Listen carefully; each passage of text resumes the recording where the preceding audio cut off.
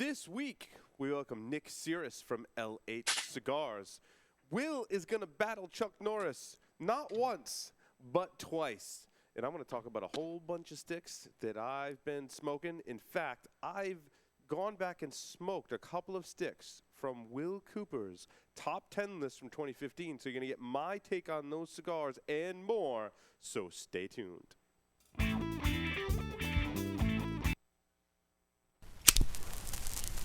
Broadcasting live from G-Unit Studios in Rhode Island, it's the show where cigars burn slow, ashes fall fast, and cocktails flow steady. It's the Stogie Geeks Show.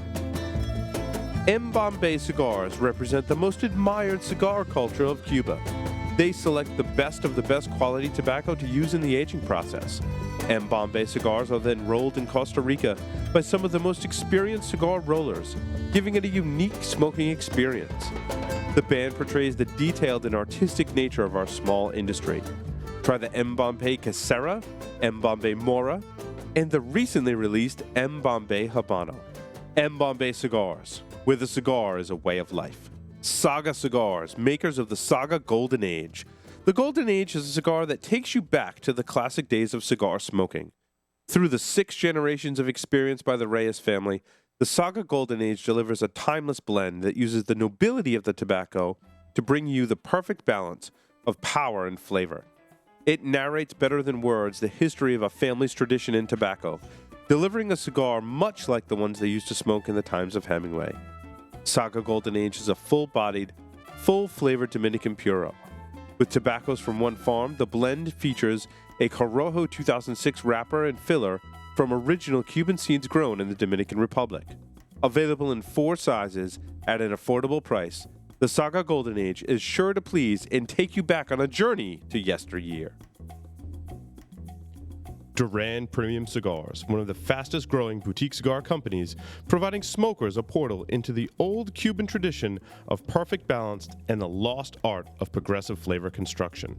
Roberto Pelayo Duran began his career in tobacco over 2 decades ago in Havana, where his reputation grew within Cuban circles. The creation of Duran Premium Cigars has given Roberto the platform to introduce a series of cigars that offer the same quality, construction, and detail which he perfected while in Cuba. Brands include the ultra-premium Roberto P. Duran Premium Cigar Series, Azan Cigars, Nea, and Baracoa. Duran Cigars uses a seed-to-humidor approach, as all tobacco is grown on their farms and rolled in their factory in Esteli, Nicaragua. Rollers have been carefully chosen to carry out Roberto's precise method to ensure progressive flavor in each cigar. Duran Cigars invites you to make their premium your standard. Brought to you by Rocky Patel Premium Cigars. The era of elegance continues as they celebrate 20 years of creating iconic cigars, delivering nothing short of magnificent. The Rocky Patel 20th Anniversary cigar line follows the lineage of the Rocky Patel decade and 15th anniversary. 4 years in the making, it's a masterfully crafted cigar.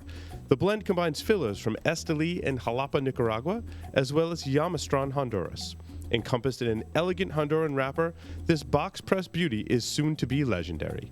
The Rocky Patel 20th Anniversary, the era of elegance continues. For more information, visit them on the web at rockypatel.com and be sure to follow Rocky Patel Premium Cigars on Twitter, Facebook, and Instagram.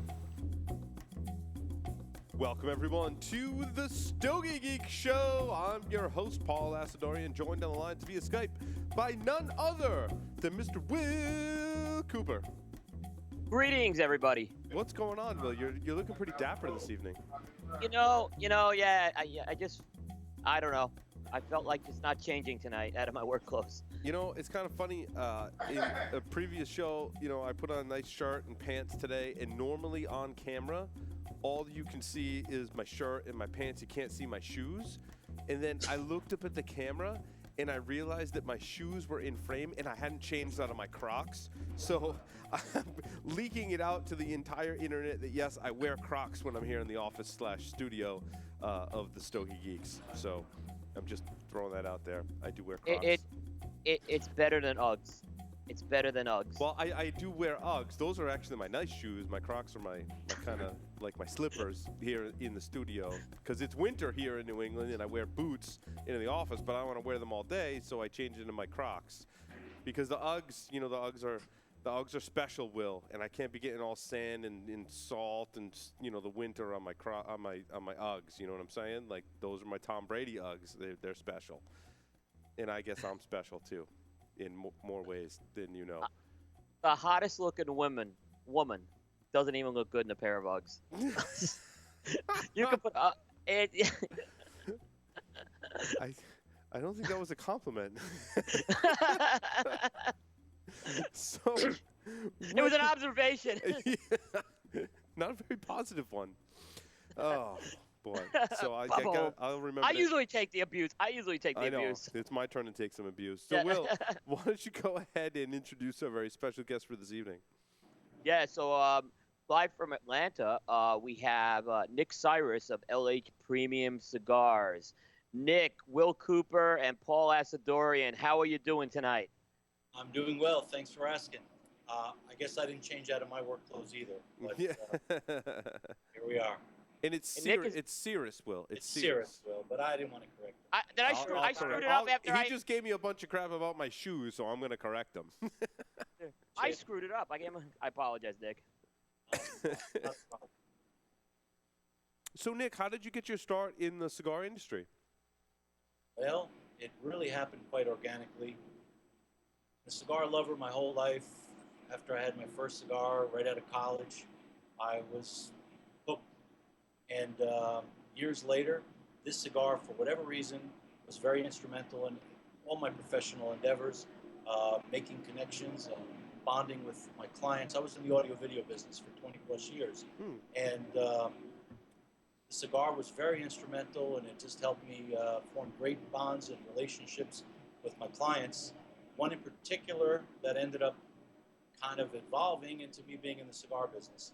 I ended up meeting a royal family member of the Saudi family in Florida, of all places, and literally it was the cigar that made us bond, and the guy just gave me a lot of work. We became fast friends, and for the next 20 years, we stayed friendly, and again, always about a cigar.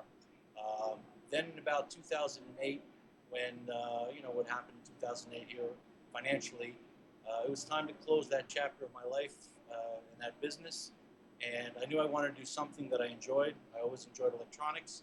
So I was ready to move on. And this particular Saudi prince said to me, listen, we really could use a cigar lounge here in Saudi Arabia. Why don't we put one together here and see if we can help out? So I thought it was going to start out and only be a project.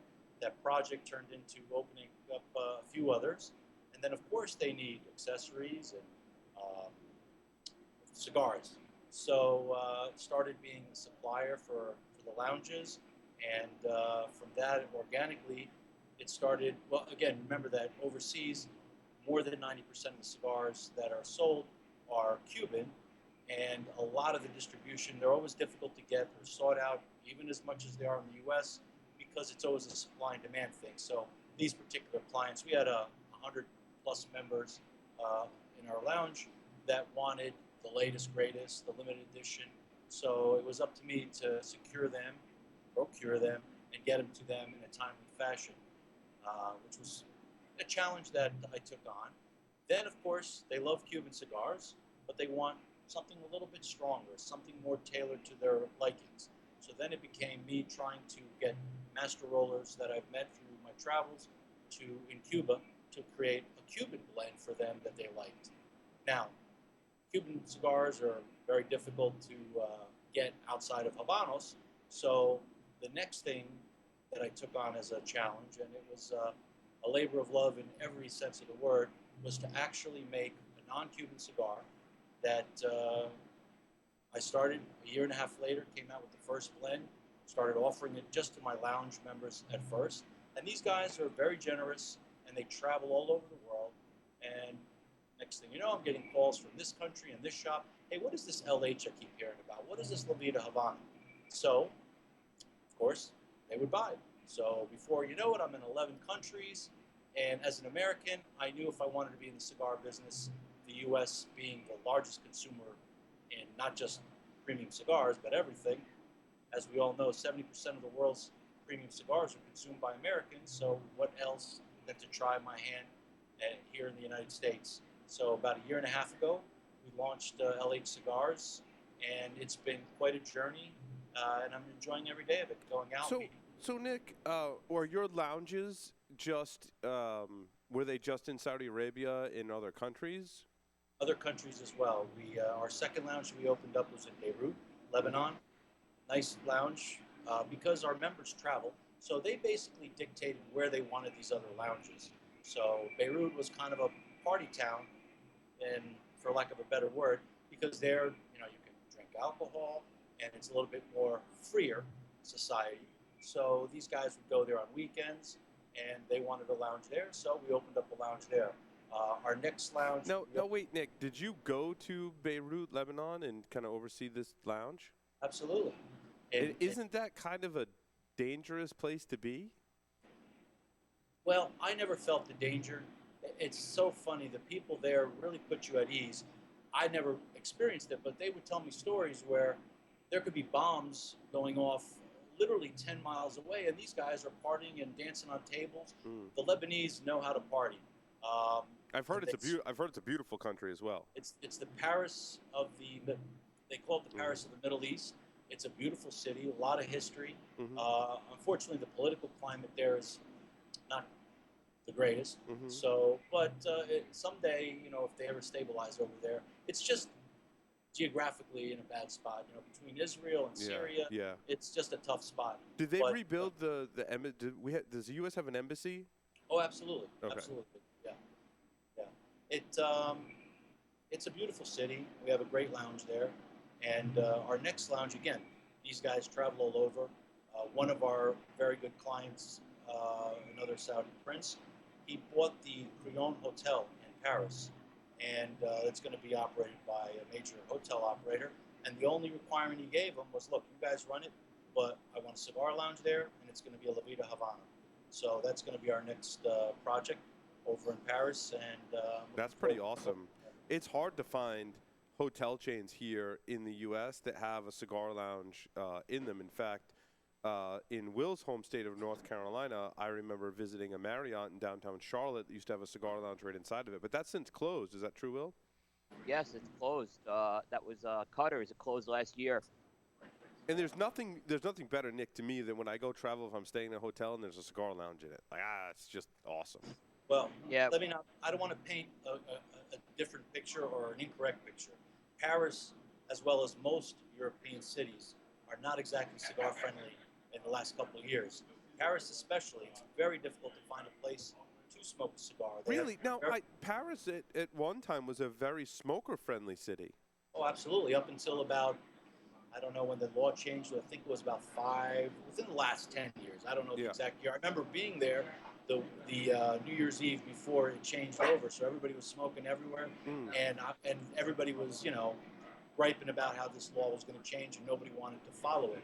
But, for instance, the lounge in Paris, the requirements are it cannot be any bigger than 35 square meters, which is actually not a very large... This is a really good cigar, Mr. Jack Torano, he's like the Where's Waldo of the Stogie Where's Waldo? Geeks. He he's just like shows up everywhere. He shows up everywhere. Saying, where's Waldo? He seemed to be showing up everywhere, right? So anyway, we within the laws and whatever the country or city we're in, we work it as best we can. What they do a lot in Paris on all the cafes and all the street level restaurants, they put the lamps outside, they close it up tent style, so they get around these laws. And people want to smoke, and they do when they can. Hey, just to my production guys, can we raise the volume on the live stream? Sorry about that. No, I think it's on our end. Okay. There's a slider in Ustream that you can slide that up. So. I think it's us, Paul. I think they're having trouble hearing us. Yeah, no, I mean on our Ustream. Yeah, we run the Ustream software. There's a slider. So. Okay. Sorry about that, guys. So Nick, you sourced cigars for your lounge, but obviously you also have your own blend as well. Right. Right. Tell us about your own blend. Did you just have one particular blend? No, well, it started off as one blend that the factories in Costa Rica procured the different tobaccos from the different countries. We found a fantastic farm in Ecuador that we basically put a lock on the wrapper, and uh, that's where all my wrappers come from. And my mild blend is a Connecticut Shade, my medium blend is a Habano, and my Maduro is a Criollo. So all my wrappers are wrapped in very nice, silky, oily Ecuadorian wrappers, and then the guts, I buy tobacco from Peru. Again, most of everybody that I met and everything kind of happened organically. I met a very nice Italian fellow who has a farm in Peru, and so I buy Gennaro's tobacco from there. And by trading our wrapper, we also can get some very, very top quality tobaccos. I buy Nicaraguan tobacco, of course, Dominican tobacco. So the first blend that I created literally took me a year, year and a half. One, I'm kind of new to it, but I wanted to do it hands-on myself. And I had a particular taste that these clients wanted. So I nailed it after painstakingly 14 or 15 different revisions. And this involved me going back over there, actually meeting all the friends that I have in Cuba and the master rollers, having them taste, giving me my feedback, writing it down, going back to the drawing board, and finally nailed it. I was happy with it. And that's the only blend I had initially, which was my Maduro and my full body. We launched officially in the US in July at the IPCPR, where I launched my Colorado blend, which is my straight medium blend. And that's been really our biggest seller. And I also have a mild Connecticut that full of flavor, but yet still on the milder side. And I believe it's the Colorado that I'm smoking right now. We're smoking the Colorado. Yeah. No, and it's very good. Yeah, it's very, very good medium-bodied cigar. You're right. Yeah, you hit it right on the mark with that medium body, medium strength, medium body. Right, right. Do you find that your lounge members in other countries, do you find that they have different like strength and body preferences to their cigars than in the U.S., or is it still very much like a personal choice and depends on region? Well, I kind of put it like us and them type of thing. The U.S. market is one of a kind. I mean, obviously it's very varied, but the rest of the world, predominantly smoking Cuban cigars, that's the type of cigars that they're used to. So, yeah, it was a matter of trying to get people's palates that are very accustomed to just a Cuban cigar to open up their eyes, their horizon, and their palates to something that is, and I hate to use the word since so many people do, something that's somewhat Cubanesque, but able to have different flavors and get them accustomed to that. And it took a little bit it's of... funny, Nick. Cubanesque is something that, like, it's a term we all hate using, but... But what other term is there? I hate using it. Yeah, but it's like a thing, right? Yeah, it's a thing. exactly. There's a Cubanesque thing. If you come up with another one, I'll use that one because I hate saying it, but I can't come up with another word. I'm not trying to say it's a Cuban. I'm not trying to say it tastes like a Cuban, but there is those elements for somebody that's his palate is accustomed to only smoking Cuban cigars, that they're able to go from that and transition to something that is an easier transition than, say, some of the harsher cigars that are out there. My full-bodied cigar is a full body, but yet there is no harshness. You don't get what they say, the picante in the back of the throat, and smooth, but yet right. full Well, body.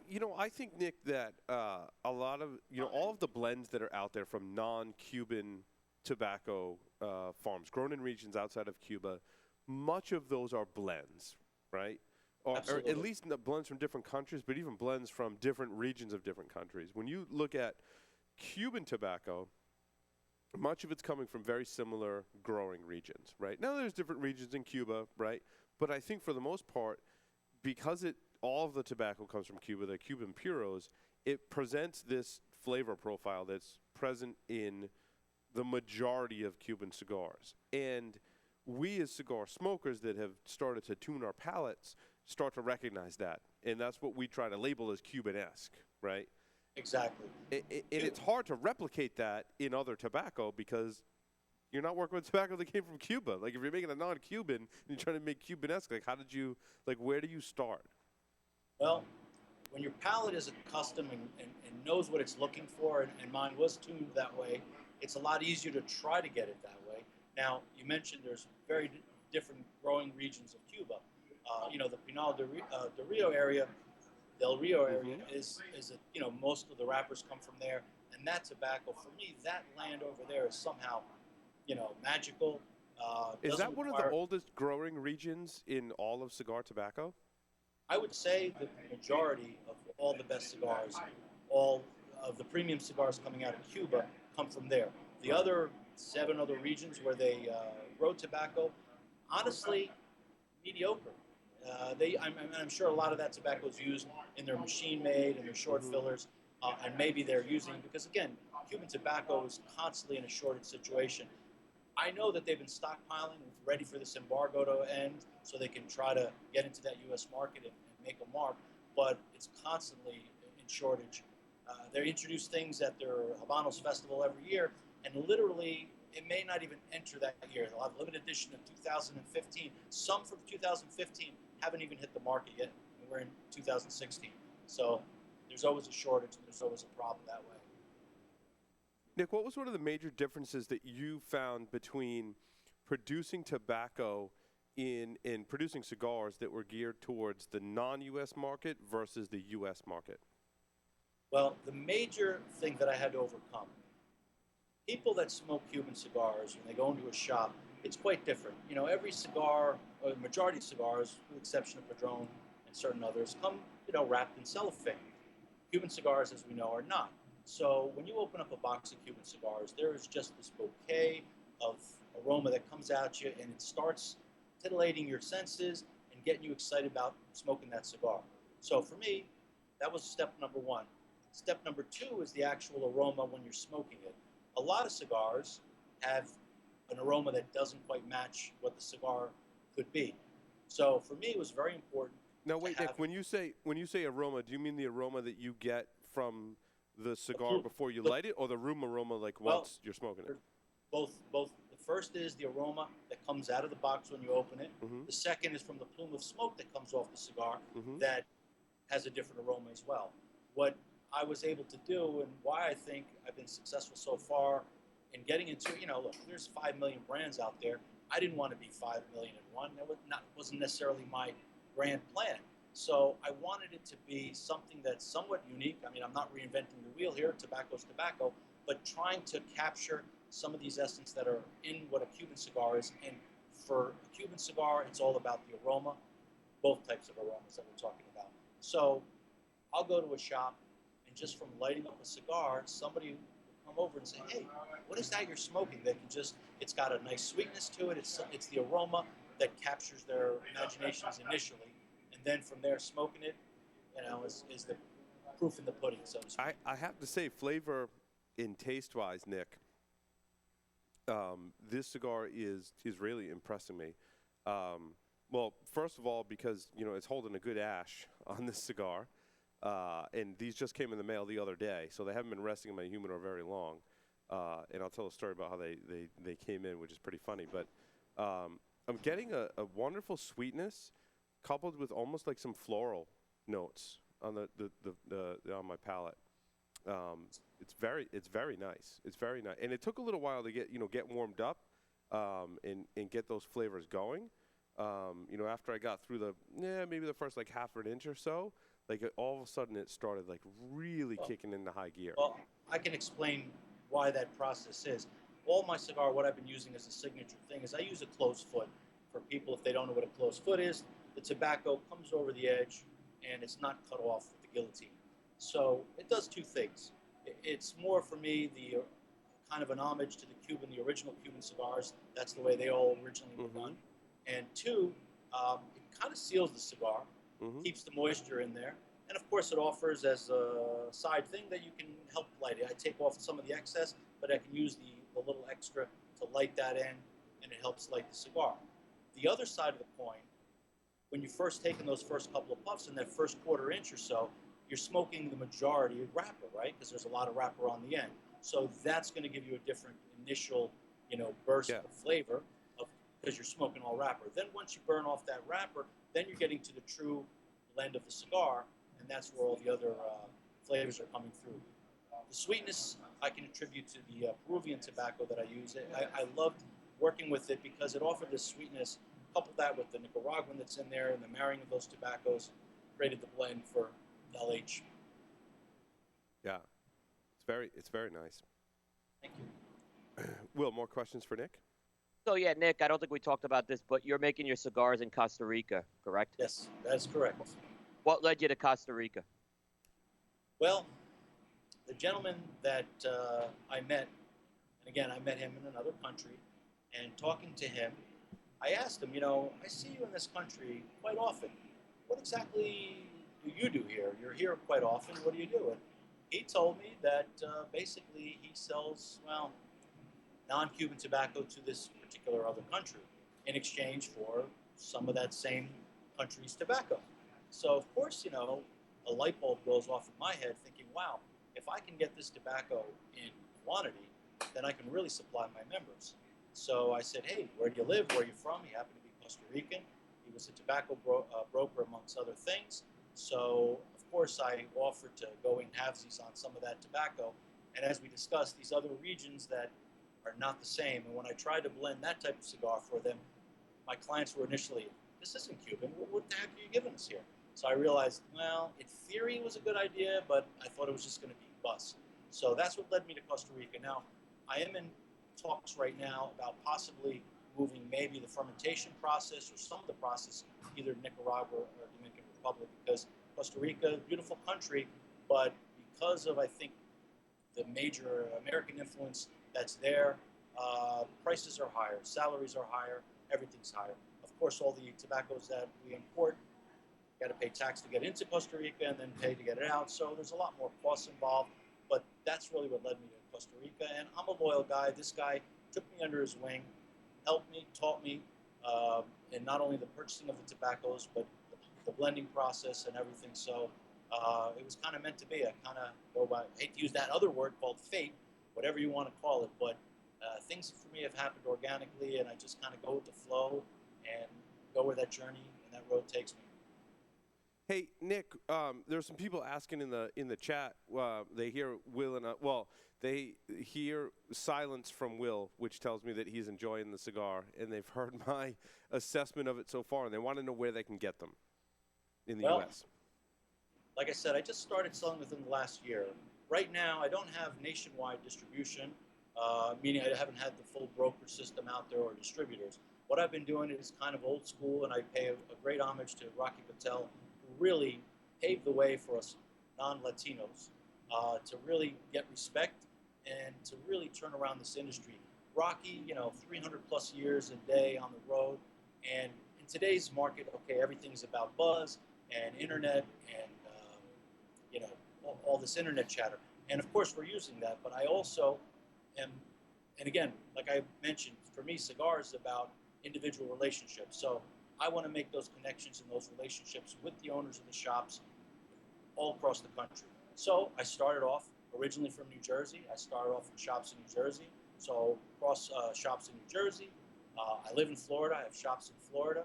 And then I started picking areas.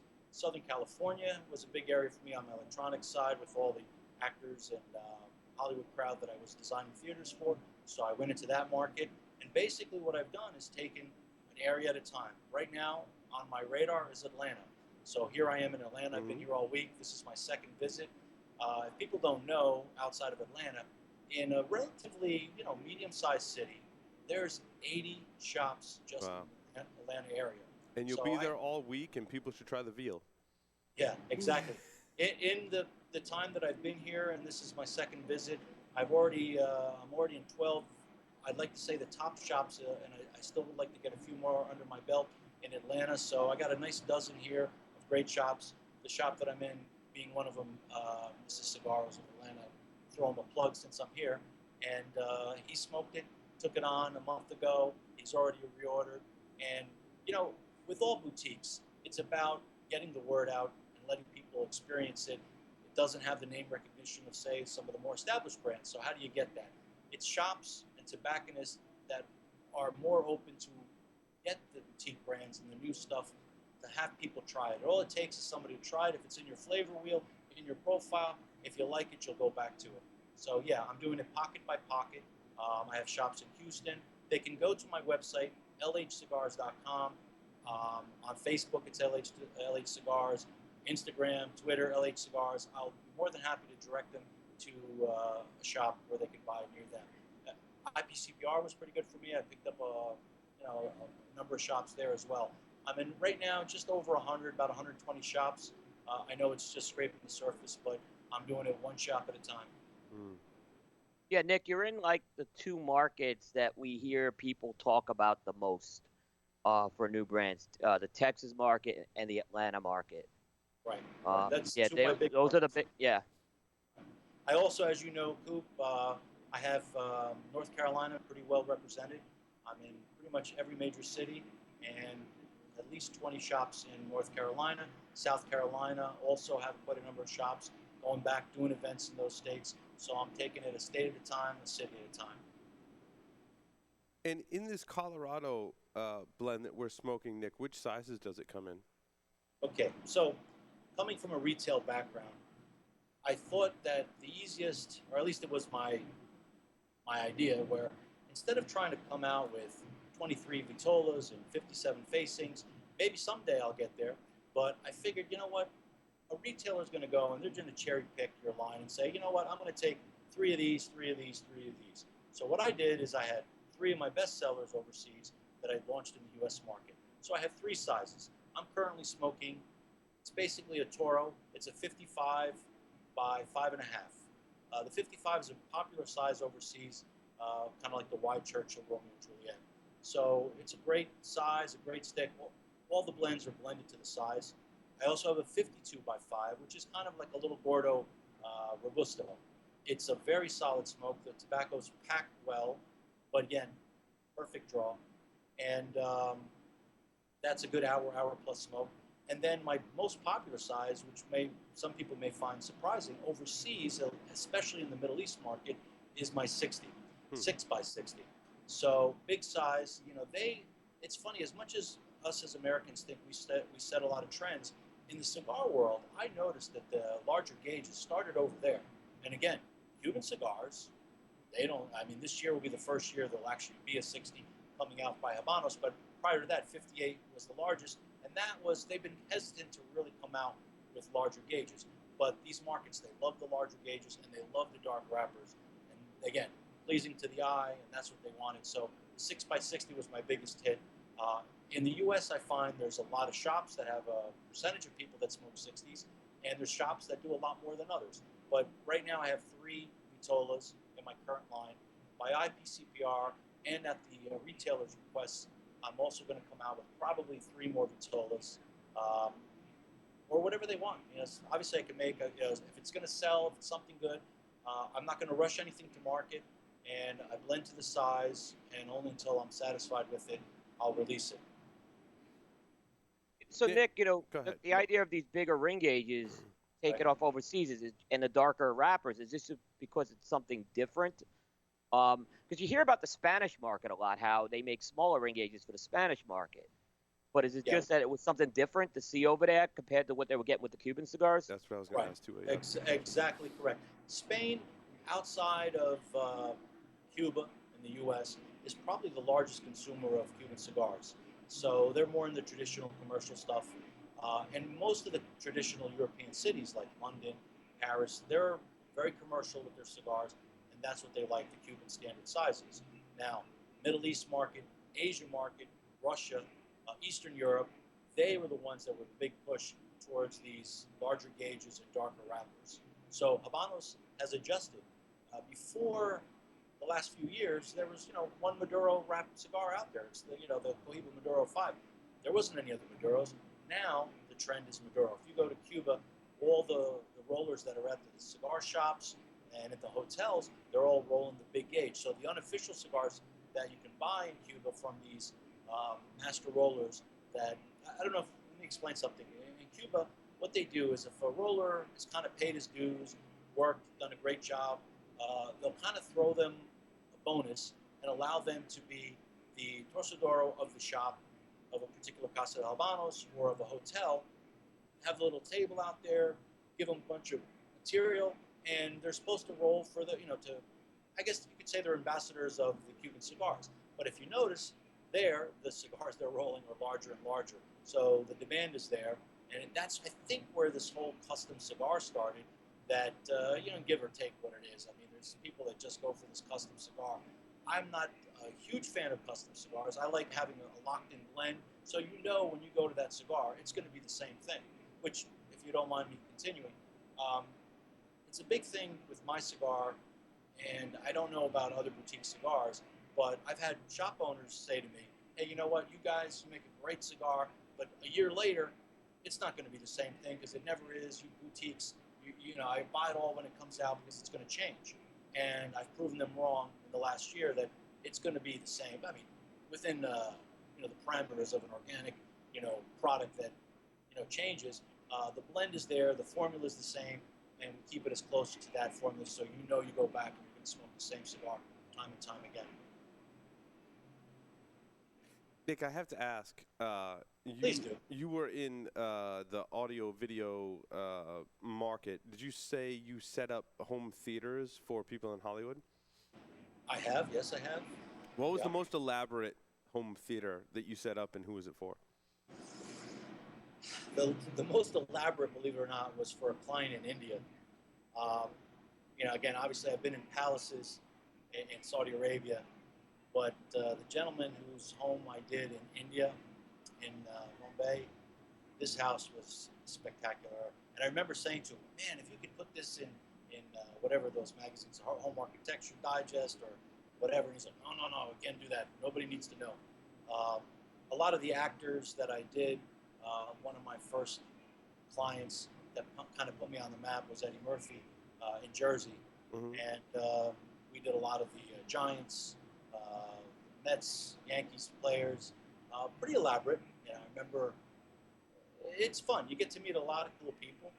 What I found that people's network doesn't usually equate to being nice or not nice. You could get people that are billionaires that could be the nicest guys in the world, and you get people with an average guy that could be a real jerk. So I treated everybody the same. My prices were always fair, and quality work was what I always stood behind. And it didn't help. It didn't hurt to get these, high-profile clients. When they find out so-and-so has it, the next guy wants it down the street. So it was an enjoyable experience. I love audio-video. I started with music. I guess that naturally progressed to audio-video electronics, and then that progressed to the home theater market, which became quite big. Yeah, I'd love to have, someday when I'm rich and famous, I'd love to have a home theater that you can smoke in that had ventilation coupled with the home theater experience. Oh, yeah, there's plenty of guys with their home theaters that smoke in their home theaters. Yeah. But what's great about technology, the stuff I was doing in the 90s, that would cost, $100,000, literally today, you can pretty much almost duplicate that for a fraction of what it is. Nick, I'll let you in on a little secret. That's one of the reasons how we're able to pull this show off, right? Exactly. Oh, yeah. Is that technology for all kinds of audiovisual has come way down in price. So as much as I'm a cigar geek, mm-hmm. I'm an audio, video, and gadget geek. I love electronics. I love technology, and I'm all about that as well. So both my loves, I was able to experience both businesses. The audio, video part of it, I'm still on top of it, but this is where my future lies. And plan on doing this till I'm very old, and I don't really see a day that I'm going to retire, because meeting the people, the clients, the shop owners, and the mutual love and passion that people have for cigars, sharing that is what it's all about for me. So, Nick, did you spend a lot of time in Cuba? Yes.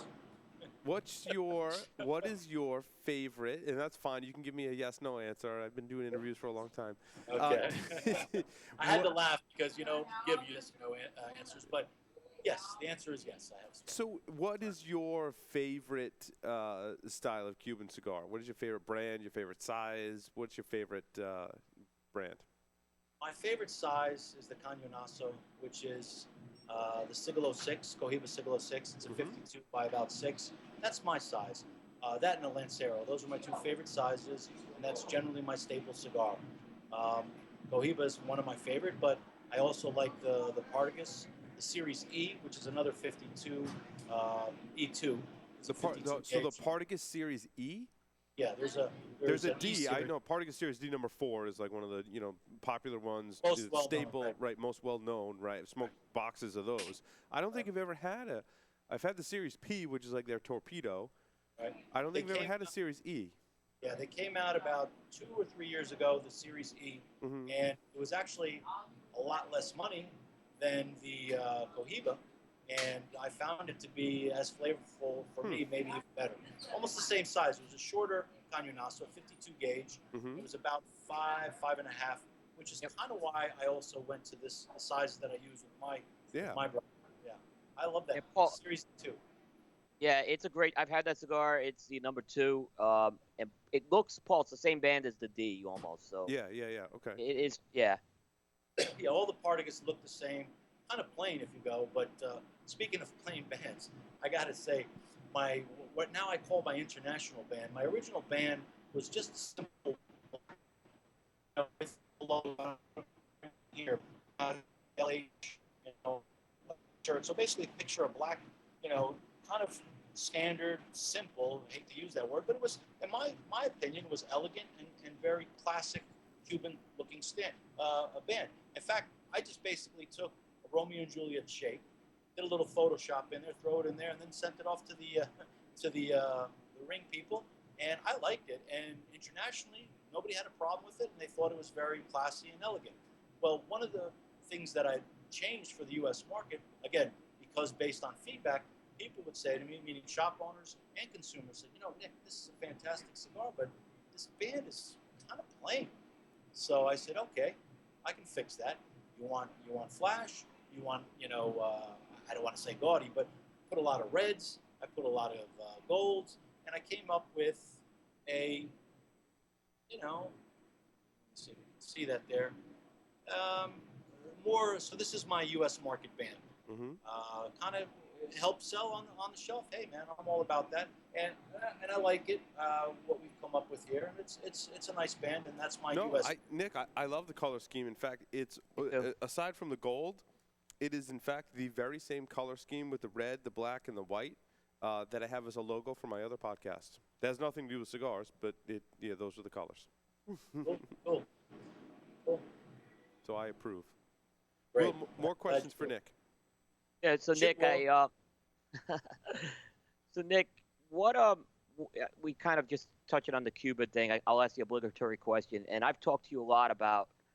Nick knows everything going on in the cigar industry, by the way. But so I'm not gonna put him on the spot with anything tough, but put him on the spot with something tough. Come on now. No. I'll give him. I'm gonna give him one that kind of I think a lot of people are interested in. Cuba cigars in the U.S. When do you think we see them? That's a loaded question. If people don't know, as of January of this year, if you're legally traveling to Cuba, OFAC licensed, and again, Obama's made it quite easier today to be able to legally travel under one of 12 legal reasons. So when you travel legally direct to Cuba, this is not through a third-party country, going through Mexico or Bahamas. If you fly direct from the U.S., you're legally allowed to bring back $100 worth of cigars and booze. And/or rum, right? And/or alcohol. Booze, alcohol. So it would be rum. I mean, let's face it, it would be rum, right? Yeah, that's kind of the big thing over there. Okay. But they have other things. But for me, I'm a cigar guy, so I take that whole $100 allotment. Put it in cigars. Yeah, nothing wrong with that. Yeah. So you can bring back $100 worth of cigars. That is technically and the only legal way people are allowed to bring Cuban cigars into this country. Now, there's a lot of buzz. There's a lot of talk. I hear the scuttlebutt in Cuba about what they think. I've talked to people here. If you've talked to any shop owner, it's probably safe to say that they get a handful of calls every single day. Mm-hmm. Hey, do you have any Cuban cigars in your shop? And I know they're tired of hearing of it. And I think it's really our media that's made it. Like if you watch TV and you're just a regular consumer or just a regular Joe Schmo out there, you think the embargo's lifted and Cuban cigars are readily available. But of course, that's not the case. And in my opinion, it depends, of course, on the next election and what happens. But my guess is it could be as soon as 3 to 5 years. That would be my guess. But if things take a turn for the worse, it could be another 50 years. I don't think it's going to happen that way, but again, because of the political climate here in the U.S. and with our general election coming up, and the party system we have, the Republicans and they're against, and most people, I have to say, most people in the cigar industry is against Cuba opening up for a lot of reasons. Now, listen, let me preempt by saying I'm not going to sit here and act like I'm cheerleading for the Castro regime or for Cuba. I'm very non-political when it comes to Cuba. I have nothing to do with the politics, nor do I want to. I'm there to enjoy, myself in the country, do what I do legally there, and also smoke fantastic cigars while I'm there and bring my allotment back. So, I think it's going to be a good thing for the industry. I think it's going to level the playing field in a lot of ways. Right now, Cuban cigars are very expensive overseas, all right, because there is no technical U.S. market. But I think the reason, because the fact that it's the forbidden fruit and that everybody wants to get their hands on them because it's that forbidden fruit, it drives the prices or allows Habanos to really keep raising these prices. Again, supply and demand is another big reason for it, but I think that's the main reason. So let's say they're allowed to come into this country. Once they're come in, their prices compared to what we have here, we can smoke fantastic cigars here that are not Cuban. People are going to try their hand. Everyone's going to go and say, let me try what this Cuban cigar is all about. And you know what? If you're used to smoking brand A, you may not really have the palate for brand B. I get kind of, sometimes I defend the Cuban cigar taste or flavors, because the other part of the factor here in the U.S. is there's so many counterfeit Cuban cigars that are smoked. I can't tell you how many people show me their, hey, look what I got, look what my friend got, look what this, hey, try this. And, a lot of times I'll take a cigar from somebody and I'll thank them, and, then as soon as they're not looking, put it out, because it's garbage. A lot of these counterfeits are really god-awful, and it gives, for a lot of Americans here, the wrong impression about Cuban cigars. There are some impressions that are correct. I have to say that as a retailer overseas, it really gets my goat when, you're selling a $500 plus box of cigars, and there is no doubt that you're going to have one or two and even three plug cigars. Right. And how do you feel? You just bought 25 cigars, you spent a lot of money, and you're going to have two or three that you can't smoke. Of course, as a retailer, I take it back from the people, but it's not like Habanos is going to take it back from us. Construction has always been an issue with Cuba, and again, that's because of their pay system, their work ethics. There's a lot to it. Well, Nick, and also, there's been this notion that there isn't that much difference in the flavor profile between the different Cuban brands. What is your opinion on that? Some people say that. Again, there's less of a difference between the brands because you are smoking a puro.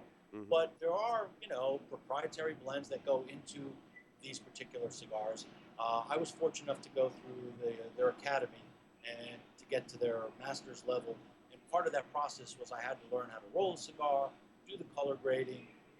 Actually, they would give me a cigar. The one I had to do was a Monte No. 2, probably the most popular one. And they'll give you the leaves. They're not telling you what the blend is, but they're going to tell you, you got to use this leaf, and blend it. So, of course, I had to. I put a little extra ligero, I was doing this just to get my own cigar, and that kind of gave me the bug. But yeah, there is a blend, but because you're talking about one country, the tobaccos are similar, but yet there are distinct differences, not as distinct from smoking one brand to the other or one country to the other, yes. So if somebody's going to say, if you smoke, a Mexican wrapper versus a Cameroon wrapper, it's going to give you a different, profile, a different taste. Most of the Cuban cigars, pretty much all the wrappers, come from Pinal del Rio. We're talking about 5 little municipalities there, San Luis, Martinez, the different little villages that all represent the region of Pinal del Rio. They're all within a close proximity, but yet even there, across the dirt road is a farm, and the tobacco from that farm tastes quite different from the ones just across the way. So there is a difference, but yes, it's not as large a difference. So if people say, they all kind of have the same profile, I don't particularly feel that way because I've been able to really be able to distinguish the differences because my palate has been geared that way and it's my experiences. If you've only smoked a couple of Cuban cigars in your life and somebody gives you a Partagas and then somebody gives you a Hoyo de Monterey, they may not see that much of a difference. But yet, the Partagas is more on the fuller side, where a Hoyo is what they claim to be their milder stick. To me, most Cuban cigars, even up to their full-bodied Bolivars, they're really not that full-bodied compared to the other offerings that we have. But yet, there are differences, but they're closer together, closer in similarities, yes. Will, more questions for Nick? Yeah, so Nick, as far as you mentioned earlier, you have you're planning at least 3 new sizes across the 3 lines. Is that kind of what you're thinking? Yep. 3. Right now, what I've done is those 3 sizes are offered in my mild, medium, and full body, and I'm going to have another 3 that will be again across the board, mild, medium, and full. Again, I blend to the size, so it has to be right. Right now, because I personally like a Lancero. I have a Lancero. I've let some of my retailers, I guess you could say I'm doing market research, and I've let them try it, and I like it. I think it's a good stick. I think the Lancero, the market for Lanceros in the U.S. is probably the smallest, so it doesn't make sense for me really to make a Lancero. Probably the ones that I'm leaning toward is more of a Corona, more of a standard Corona size, maybe a Churchill. Try to standardize the sizes, give a better offering across the board without really adding a lot. Have you been tempted to go down the limited edition route, or right now you're going to focus on regular production? I'm focusing. My core line will be my core line. It'll always be the core line. Yeah, as I grow as a company, could I do it now? Yes, but I think limited editions and Cuba, I think, is the biggest abuser of limited editions. It seems like that's how they generate all these, every year they come out with so many limited editions. I think limited editions are good. I think it's something that I will do down the road, but I'm trying to just get people to smoke my cigar, at least experience the LH, understand what it is, and then from there, when I eventually do, yeah, I'm going to do that, and I'm going to branch out, of course, into other things, but I'm taking it day by day, and I'm enjoying the process and the journey and the experience. I'm not rushing to anything, and I just want to do it methodically and correctly, I guess, or at least what I think is correct. Yeah, you've definitely, I've seen you hit the road. You've been in my neck of the woods a few times. And for folks who do get a chance to see Nick at an event, I encourage it. He's a great guy at an event. You'll learn a lot and learn a lot about his cigars, too. So for our folks listening out there, definitely encourage you to check it out. Thanks, Coop. This is a great cigar, by the way, the LH. I had Colorado. Well, I've been quiet, but that's always a good sign, as the audience says, when I'm quieter.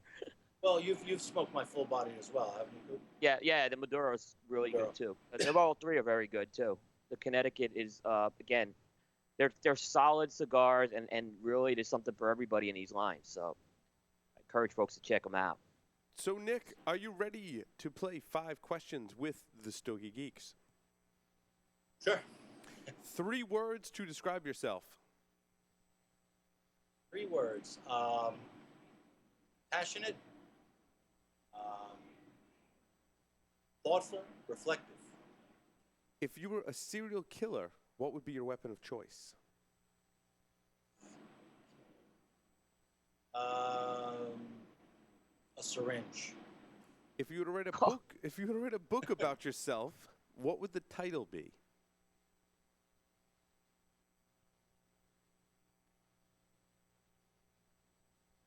Passion in the path to finding excellence. In the popular game of Ask Grabby Grabby, do you prefer to go first or second? Ask Grabby Grabby.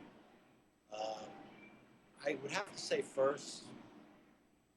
I don't know what Ask Grabby Grabby really means, but It's okay. I'd rather be the first guy than the second guy. Neither do You know we. what I mean? Choose 2 celebrities to be your parents. My parents. Well, the first one that pops into my mind, only because since college, people have been calling me De Niro. So I'd have to say Robert De Niro comes first to mind. I don't really think I look like That's who you look like. It Okay. is, That's who you are. yes. Okay, cool. Yes. Thanks. I'm glad we Yeah. cleared that up. Yes, All right. as soon as he Oh. said that, I'm like, yep, that fits. Okay. Yep. And as a mom, I don't know. Heather Locklear? I don't know. There you go. There you go. Okay. Well, Nick, thank you very much for appearing on the Stogie Geek Show. It was wonderful having you here tonight. Pleasure was all mine. Thank you guys for having me. Thanks for the opportunity, Nick. Thank you, Coop. Thanks for having Thank me. you. Okay. And look out for that Jack Torano guy. All Yeah, right. he'll play Ask Grabby Grabby with you. So. That's right. All yeah. right. I'll ask, Make sure you go first. I'll ask him what it means. Yeah. And with that, we're going to take a short break, come back with our Debonair Ideal segment for this evening, so stay tuned and don't go anywhere.